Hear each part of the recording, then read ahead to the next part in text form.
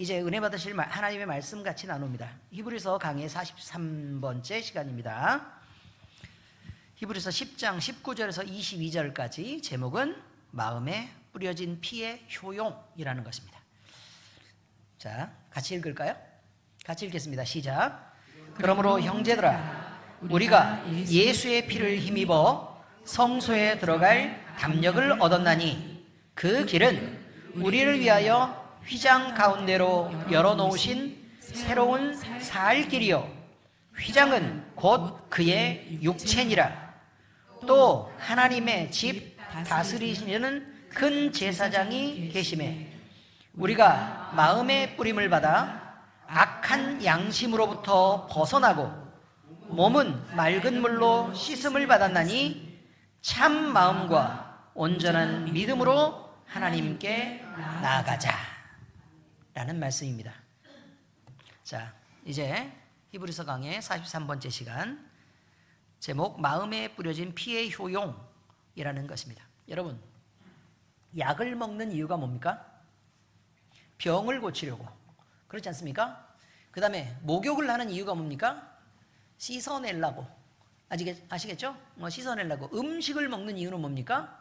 배부르고 영양소를 공급하기 위해서. 숨을 쉬는 이유는 우리가 숨 쉬어서 살라고 그렇게 하는 것입니다. 그러니까 편하게 얘기하면 그냥 그런 것입니다. 여러분이 직장 나가서 돈을 버는 건 뭐 때문에 그래요?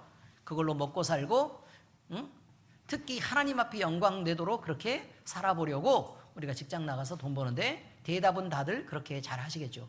어쨌든 무엇을 하든, 무엇을 먹든 마시든 아니면 숨을 쉬든 다 이유가 있는 겁니다. 그리고 우리 안으로 들어오는 것들은 그거 나름대로의 역할이 있는 거고, 그게 돈이 되었던 아니면 그 물질이 됐던 모두 다 우리에게 들어오는 것은 다 그 각각이 가지는 효용이라는 게 있다는 것입니다. 그럼 예수 그리스도의 피의 효용이라는 것이 오늘의 사실 주제인데, 그러면 이 피는 어떤 효용을 나타내기에 과연 우리에게 이렇게까지 강조하시는가? 오늘 말씀을 보면 뭐라고 나와 있냐면, 예수님은 뭐다? 휘장이다, 이렇게 표현해요. 예수님은 휘장이다. 그리고 그 휘장은 그의 몸을 말한다 라고 얘기하고 있습니다. 그러면 하나님이 예수 그리스도를 사람이 못 박은 거란 말이에요. 사람이 못 박았는데, 사람이 못 박은 그거를 못 박았을 때, 예수님이 돌아가실 때에 어떤 효과가 나타나고 있는 거냐면, 휘장을 위에서 아래로 세로로 하나님이 찢어버린단 말이에요. 사람이 찢은 거 아니에요. 사람이 십자가에 못 박은 것처럼 보이지만 사실은 하나님이 찢으신 거라고요.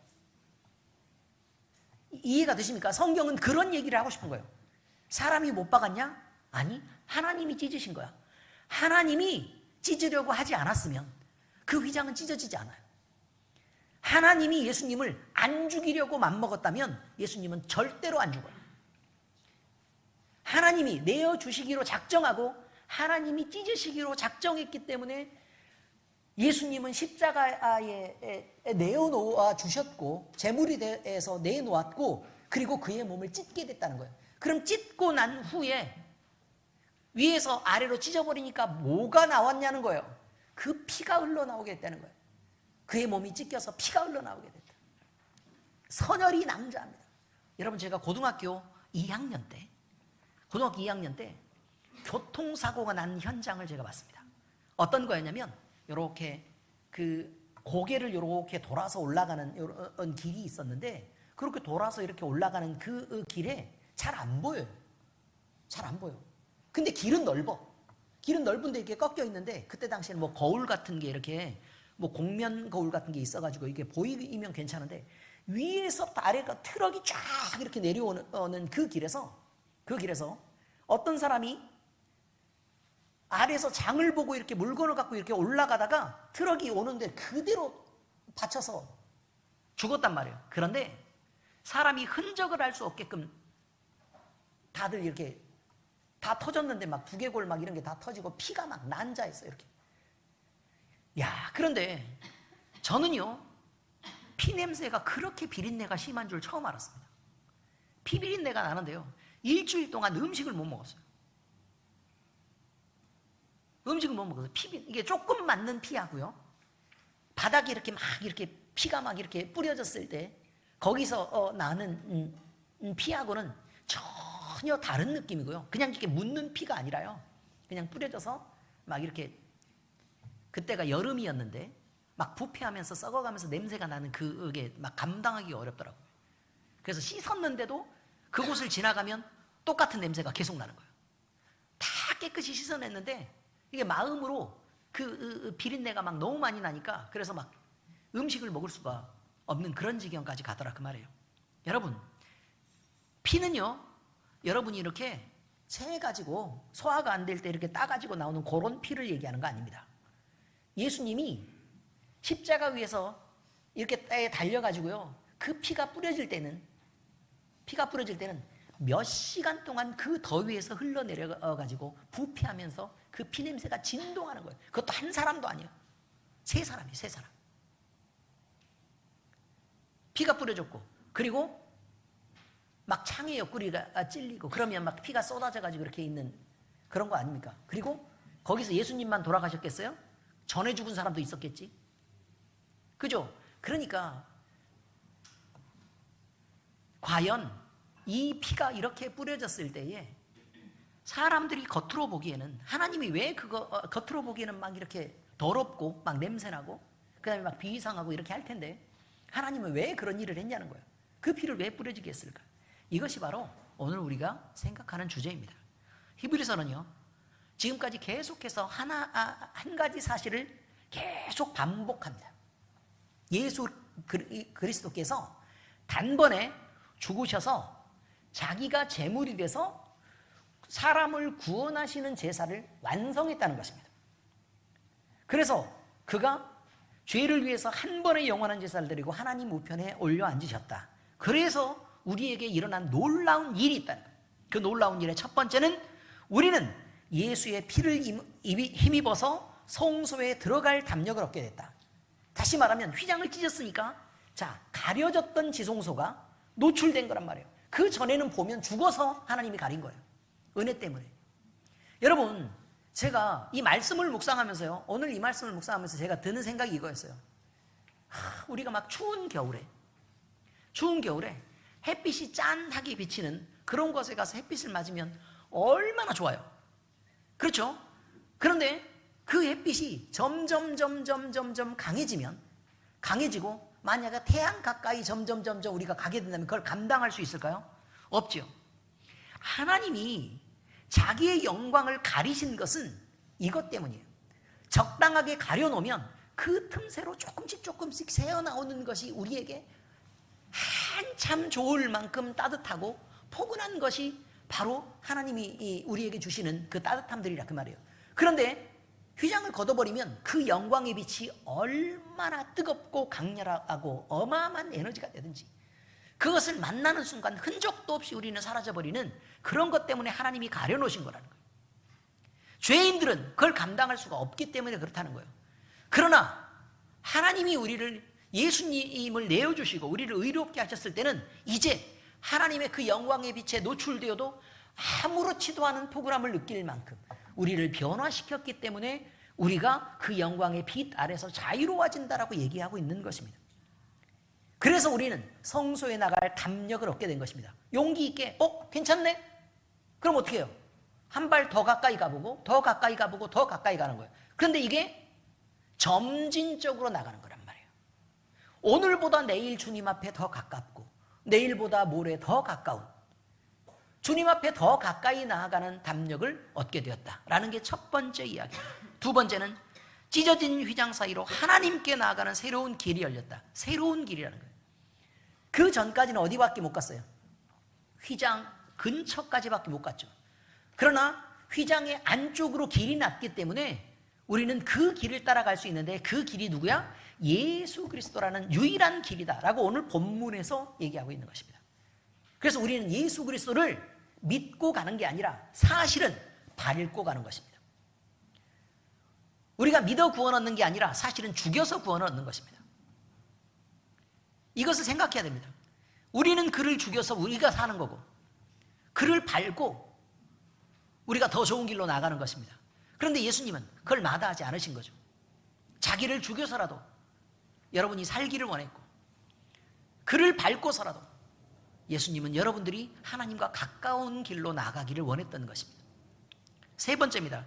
지금도 우리를 위해서 중보하시는 큰 제사장을 모시게 된 것입니다. 우리가 스스로 하나님 앞에 나아가면 얼마나 우리가 하나님과 덜 친해가지고요, 맨날 내 맘대로 살다가 하나님 앞에 딱 나오는 순간 기도하라 그러면 기도를 그렇게 못해요. 생전 주님과 대화해 본 적이 있어야 기도를 하죠. 언제 한번 기도를 해봤어야 기도할 거 아닙니까? 소리 질러서 기도할 수 있는 것도요, 소리 질러본 사람이 소리 지르고 기도하는 거예요. 묵상도 해본 사람이 하는 거고, 밥도 먹어본 사람이 먹는 거예요. 옛날 누가바가 처음 나왔을 때 제가 시골에서 누가바를 먹었단 말이에요. 맨날 풀 먹고 쑥만 뜯어먹고, 응? 소나무 끝에 있는 그거 이게 부러뜨려가지고 껍데기 벗겨서 생키 긁어먹고 이러다가 갑자기 누가바를 먹은 거예요. 어느 날 하루 종일 설사했습니다. 소화가 안 돼요. 소화가 하루 종일. 누가바에 대한 경험만 있는 게 아닙니다. 또 무슨 뭐 되게 고급스러운 뭐 이렇게 우유가 막 들어있는 막 그런 거 있잖아요. 많이 어려웠었습니다. 여러분, 해본 사람이 하는 거라고요. 기도는 누가 하는 거라고요? 해본 사람이. 찬송도 누가? 해본 사람이. 예배도 드려본 사람이 하는 거예요. 봉사도 해본 사람이 하는 거예요. 안 해본 사람이 어떻게 알아요? 사랑도 해본 놈이 잘하고, 사람 사이의 관계도 그 관계가 여러 사람을 만나서 많이 양보해보고 또 많이 혼도 나보고, 그래서 자기가 다른 사람과 거리를 지킬 수 있게 된 사람들이 더 원활한 것입니다. 맨날 집에서 다 용서받고 사랑받고 이해받고 그러다가 밖에 내놔봐요. 그놈이 밖에 나가서 정상적으로 살 수 있는지. 사랑하는 거 좋은 것입니다. 그러나 거리를 가르치고 양보를 가르치고 다른 사람을 이해하는 것을 가르치는 교육 역시 대단히 중요한 이유가 여기 있습니다. 그래서 히브리서는요, 이런 세 가지의 중요한 것을 얘기했다고요. 성소에 나아갈 수 있다. 우리가 예배자가 될 수 있다는 거예요. 그리고 유일한 길은 예수 그리스도를 밟고 하나님 가까이로 나아갈 수 있게 됐다. 그리고 주님과 가깝고 친밀한 관계가 될 수 있다. 그리고 중보자인 예수 그리스도를 붙잡고 그의 손을 붙잡고 갈 수 있는 길이 열렸다. 이 세 가지가 히브리서 계속 강조하는 대표적인 내용이다. 이런 것입니다. 그런데 히브리서가 여기서 멈추지 않습니다. 더 나아갑니다. 오히려 히브리서는 예수의 피가 그때 이렇게 결과적으로 이런 일을 만들어냈다에 대한 문제가 아니라 현재까지 끌고 와서 하는 얘기가 있다는 거예요. 현재까지 끌고 왔다. 지금도 너희는 예수 그리스도 때문에 지금도 은혜 가운데 있다. 그리고 지금도 너희가 살아갈 때 당장 능력으로 작용하는, 유효한 능력으로 작용하는 그 피를 너희가 가졌다라고 얘기하고 있습니다. 엄청 중요한 것입니다. 이것이 바로 마음에 뿌려진 피의 효용이라는 것입니다. 우리의 마음의 효용. 자, 그래서 그 대표적인 한 가지가 뭐냐? 우리의 양심이 원래는 하나님 보시기에 선하게 느껴지도록 작동하는 것이 양심인데, 이 양심이 죽었고 부패했고 화인 맞았다가 이게 다시 어떻게 됐다? 회복되어서 주님 가까이에 가면 우리의 양심이 더 즐겁지만, 죄 가까이 가고 주님과 멀어지게 되면 우리 양심에 찔림을 받는 양심으로 살아나게 되었다라고 지금 얘기하고 있는 것이죠. 자, 오늘 이제 말씀들을 정리해서 말합니다.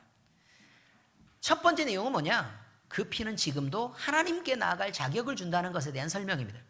예수 그리스도의 피가 유효하게 작동한다는 사실은 우리가 하나님께 직접 나아갈 자격을 얻게 됐다는 뜻입니다. 그래서 히브리서 10장 19절에는 우리가 예수의 피를 힘입어 성소에 들어갈 담력을 얻었다라고 얘기합니다. 그런데요, 여기서 담력이라는 말로 파르레시아라는 헬라어를 쓰는데요, 그 담력이라는 게 그 파르레시아가 과연 뭐냐? 이 단어는요, 주저주저하고 있다가 용기를 냈다라는 뜻이 아닙니다.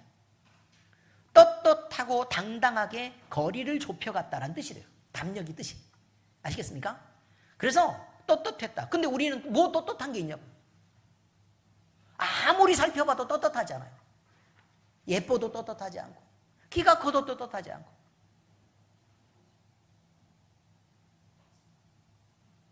그냥 그렇다 그 말입니다. 파르레시아. 담력.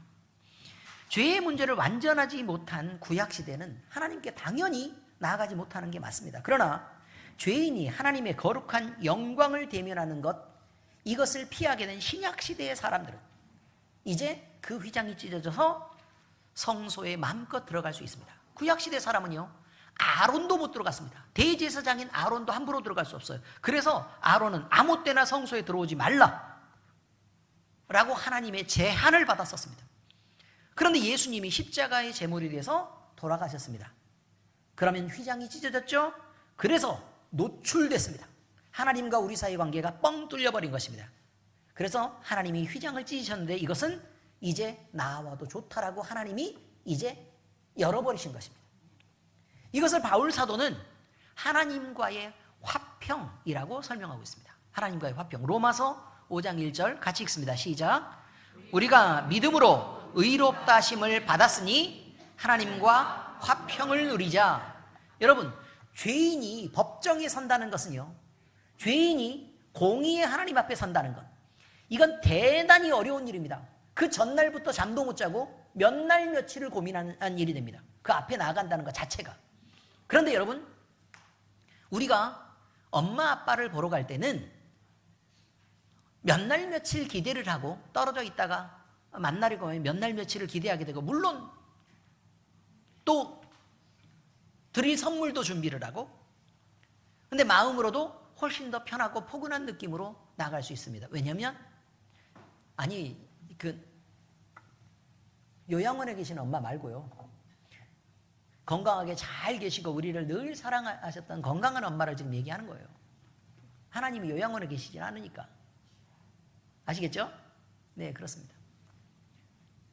그리고 우리가 준 것보다 늘 더 바리바리 싸서 늘 보내시고 하는 우리의 부모님을 생각할 수 있다. 그런 말입니다. 이것이 바로 화평이라는 의미입니다. 화평. 그래서 불편하고 거부감 가는 파르레시아가 아니라 우리가 하나님을 사랑하고 또 하나님이 우리를 사랑하시기 때문에 나아갈 수 있는 파르레시아. 다시 말하면 두려움을 극복하고 나가는 파르레시아가 아니라 사랑하기 때문에 당당하게 나아가는 파르레시아를 얘기하고 있다라는 게 엄청 중요합니다. 여러분, 이 담력입니다. 담력. 그래서 예수 그리스도의 대속의 능력이 유효하게 적용되는 그리스도인은 더 이상 하나님 앞에서 죄 때문에 하나님 앞에서 발발 떨지 않아도 괜찮다고 성경은 설명하고 있는 것입니다. 두려움을 가질 필요가 없습니다. 그저 사랑받는 자녀가 돼서 마음껏 사랑받고 마음껏 사랑을 하며, 그리고 하나님과 친밀한 교제를 나눌 수 있도록 그렇게 된 것이 예수 그리스도 때문이라고 말하고 있는 것입니다. 하나님은 높으신 보좌에 앉아 있습니다. 그러나 우리에게만큼은 너무 쉽고 너무 편한 우리 하나님이 되셨다라는 표현입니다. 하나님께 직접 나아가는 자격, 이것이 예수 그리스도의 피가 지금 우리에게 주는 효용이다라고 설명하는 것이 첫 번째 내용입니다. 그리고 두 번째 내용은 그 피는 지금도 하나님과의 화평을 누리게 합니다. 예수 그리스도의 피가 유효하게 작용한다는 것은 양심이라는 그 측면에서도 다시 살펴볼 수 있습니다. 우리는 깨끗해진 양심으로 하나님을 만날 수 있다고 말합니다. 자, 히브리서 10장 22절, 마음의 뿌림을 받아 악한 양심으로부터 벗어나고 몸은 맑은 물로 씻음을 받았으니 라는 표현을 오늘 하고 있습니다. 마음의 뿌림을 받아. 자, 왜 뿌리죠? 뭐 때문에 뿌려요? 자, 뿌릴 때요, 우리는 물을 뿌리는 거 아니고요. 우리는, 우리가 죄가 있으면 구약시대 예법은 그렇습니다. 구약시대는 짐승의 머리에 안수합니다. 그리고 그 짐승을 죽여서요, 피를 받아. 그리고 제단에다가 이제 그 피를 뿌립니다. 이렇게. 피를 뿌리죠. 지금 이 장면을 얘기하는 거예요. 우리의 예배를 얘기하고 있고, 그 다음에 뿌리는 피를 말하고 있습니다. 그럼 피는 왜 뿌리죠? 죄 사함을 얻게 하려고 뿌리는 피라 이 말이에요. 죄 사함을 얻게 하려고 뿌리는 피라. 자, 그런데 레위기 16장 14절에 보니까 그 피를 속죄서 위에 뿌리고 또 그 앞에 7번 뿌릴지니라. 이 피를 뿌려야 된다는 거예요. 피를 뿌려야 된다. 마음에 그런 피를 뿌린다는 의미는 뭐겠어요? 마음에 있는 죄를 사하게 된다라는 표현을 지금 하고 있는 것입니다.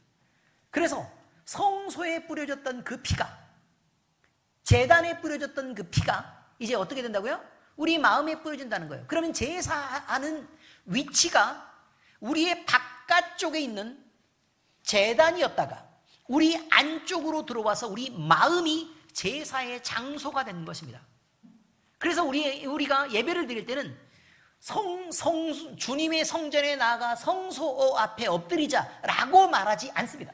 성경을 바로 해석한 사람들은 뭐라고 해석하느냐?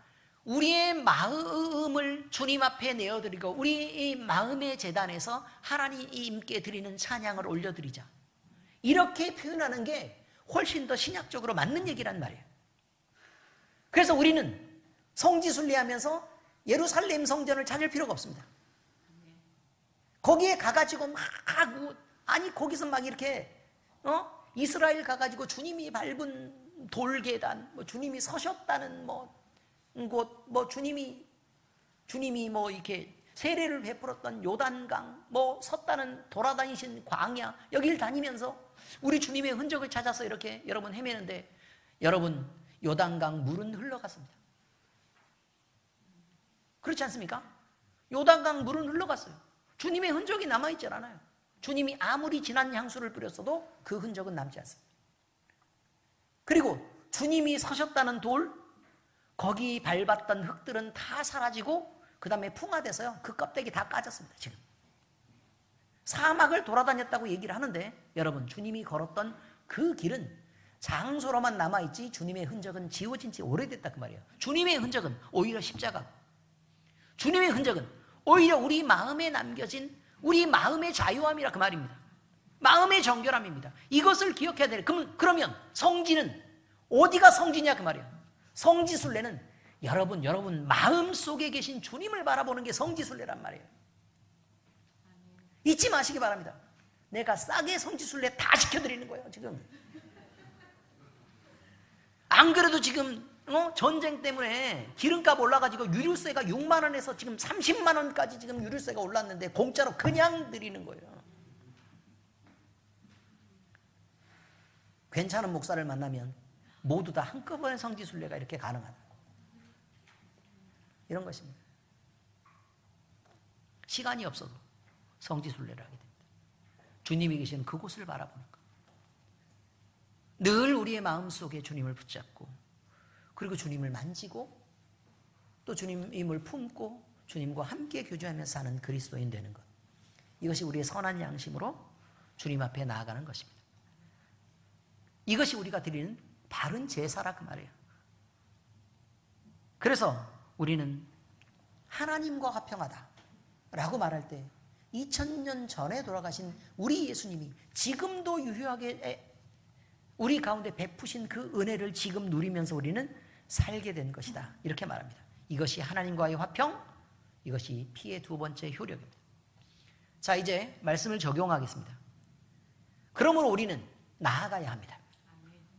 예수 그리스도의 피가 지금도 유효하게 작용하여 우리에게 하나님께 나아갈 자격도 주었고, 또 주님이 우리 마음의 양심을 깨끗하게 해서 그 피를 우리 바깥쪽에 있는 성소에 뿌리는 게 아니라 우리 안쪽에 있는 제단인 우리의 양심으로 우리 주님을 모신 그곳으로 우리를 인도해서 들어갈 때에, 그러면 우리에게 남은 것은 뭐 해야 되느냐? 이 유효한 것을 누리는 것입니다.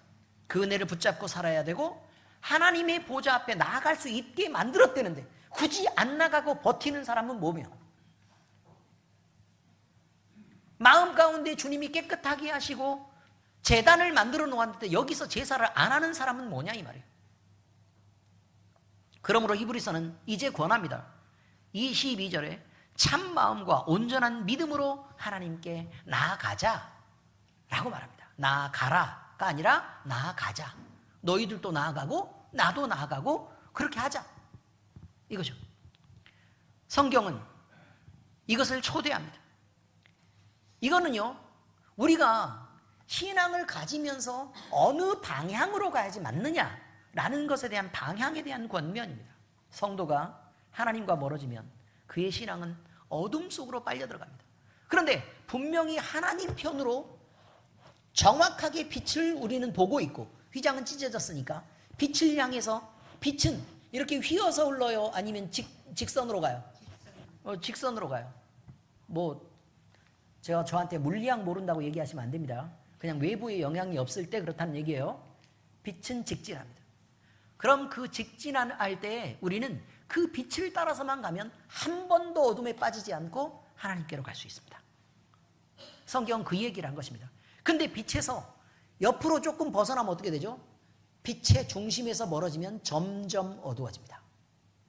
그리고 아예 멀어져 버리면 어둠이 그의 모든 주변을 잠식하게 됩니다. 그래서 어둠 속에 살게 되고, 그래서 죄 가운데 빠지게 되고, 늘 구렁텅이 속에 빠져가지고 여기 밟고 저기 밟고, 여기 부딪히고 저기 부딪히고, 그래서 이런저런 갈등과 그 다음에 이런저런 아픔과 피해와 상처를 당하면서 살 수밖에 없게 된다는 것입니다. 자, 그래서 어떻게 하라고요? 하나님을 향한 정확한 방향을 잡고 하나님께로 가야 합니다. 야고보서 4장 8절은 그렇게 말합니다. 하나님을 가까이 하라. 그리하면 너희를 가까이 하시리라. 그렇습니다. 예수 그리스도의 피로 우리는 죄사함을 받았습니다. 하나님을 멀리 두고 살아갈 이유가 없습니다. 하나님은 두렵지 않습니다. 그러므로 우리는 하나님께로 나아가야 합니다. 그래서 그 은혜와 복이 있는 그곳, 또 우리가 마음껏 사랑받을 수 있는 그 자리로 우리는 나아가서 은혜와 복도 누리고 사랑도 받고 그렇게 살아가는 것을 선택하는 것이 지혜입니다. 선택의 몫은 여러분에게 있습니다. 우리는 기도할 때 두려움으로 머뭇거리지 말아야 합니다. 담대히 하나님 앞에 나아가야 됩니다. 어떤 예배 자리라도 그걸 즐거워할 수 있고, 그래서 주의 말씀을 늘 묵상해서 성경 말씀을 읽고 묵상하는 자리로, 그리고 우리가 살아가면서도 늘 주님을 품고 살아가면서 외부에 있는 사람이 신경 쓰는 게 아니라 내 자신의 내면이 신경 쓰이는 사람으로 살아야 됩니다. self-esteem이라는 말이 있습니다. self-esteem.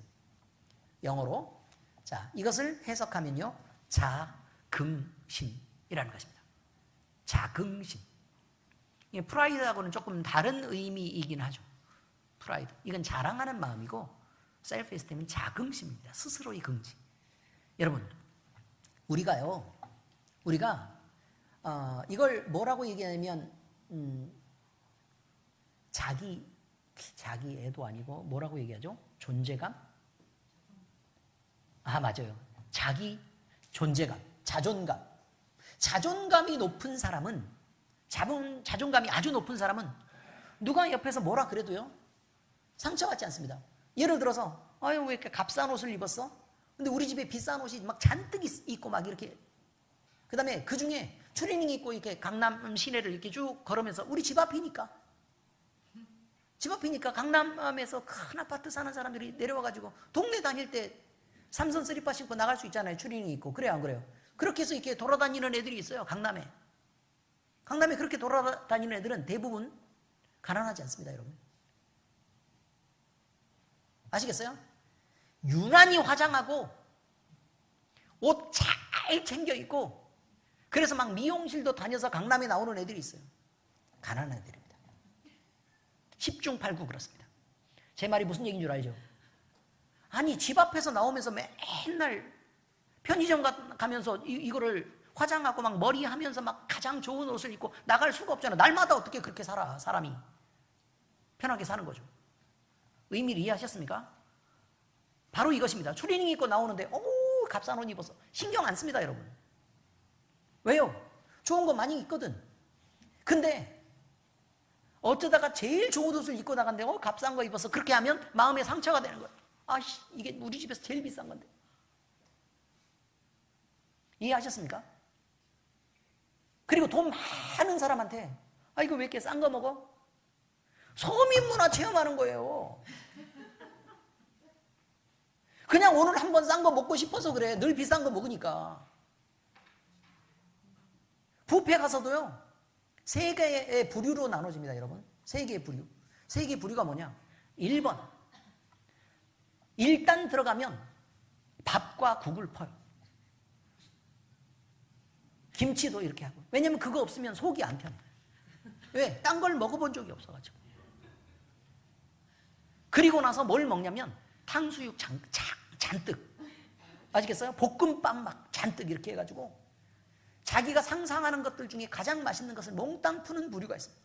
그 사람들을 보고 욕하는 부류 두 번째가 있습니다. 첫 번째 부류는 어디서 왔는지 금방 알겠죠? 김포, 강화 뭐 이쪽? 김포, 강화, 전라도 뭐 이런 데서 오신 분들이 그렇습니다. 그래가지고 그러면 욕하는 사람들 뭐라 그러냐? 아이 좀 제발 밥 좀 많이 푸지 말고, 응? 안 먹어본 것 좀 먹고, 비싼 거 이것도 비싸고 이것도 비싼데 돈 아깝게 이거 먹고 이거 먹어야지. 좀 제법 뷔페를 아시는 분들입니다. 아시겠죠? 그런 분들입니다. 그래가지고 좋은 것들로만 다 골라가지고 많이 이렇게 먹는데 이게 두 번째 부류입니다. 두 번째 부류. 그래서 엄청 그 이상은 상상하지 못하는 거예요. 뷔페에 가서 그 두 번째 부류가 가장 지혜로운 줄 알고 사는 부류가 두 번째 부류입니다. 세 번째 부류가 있습니다. 자기 먹고 싶은 것만 그냥 조금 먹고 맙니다. 왜요? 늘 먹던 것이 더 귀해.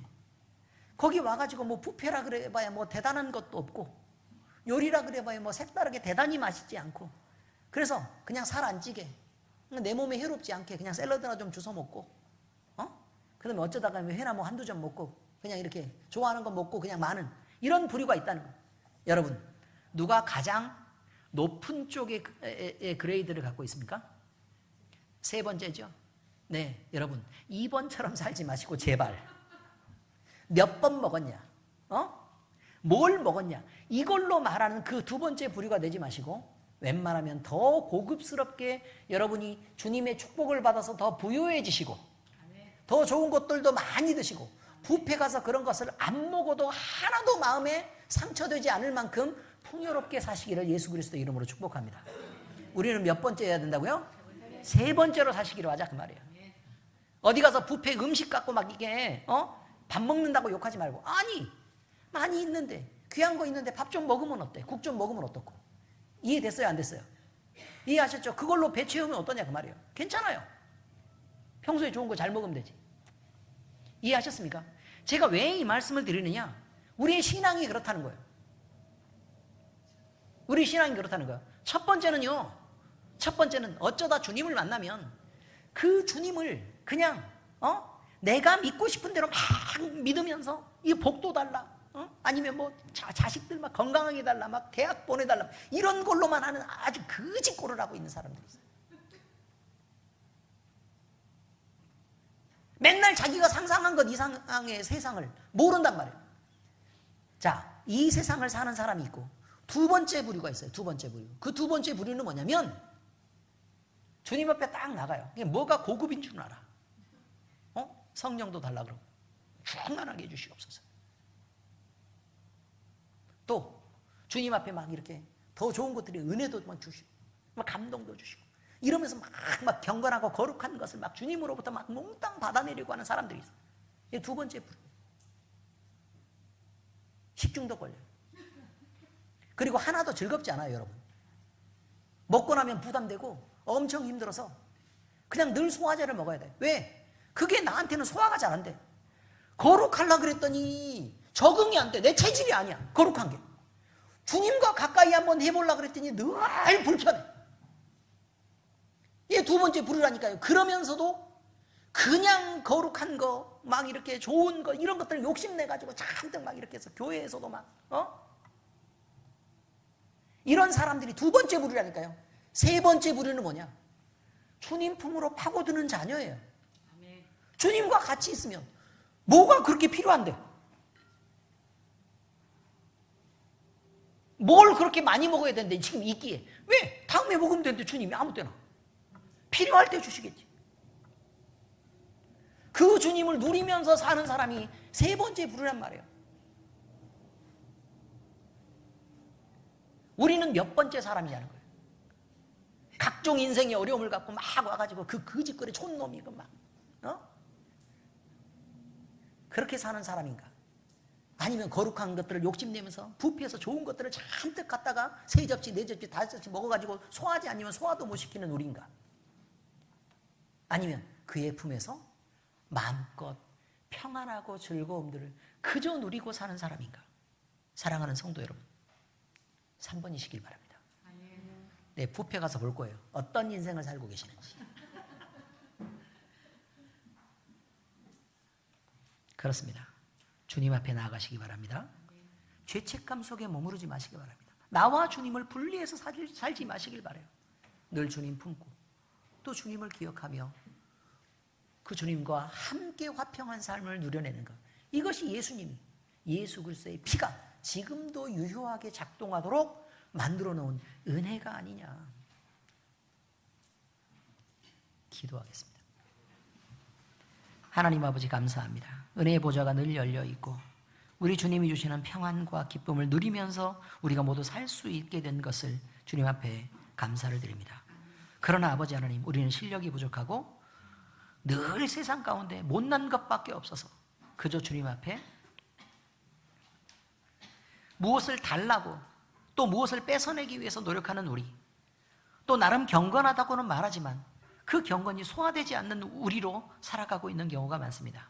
그러나 아버지 하나님, 그것보다 더 고급한 주님 품에 파고들어서 주님의 사랑 안에서 그저 모든 것들을 평안하게 누리고 사는 우리 될 수 있도록 주여 인도하여 주시옵소서.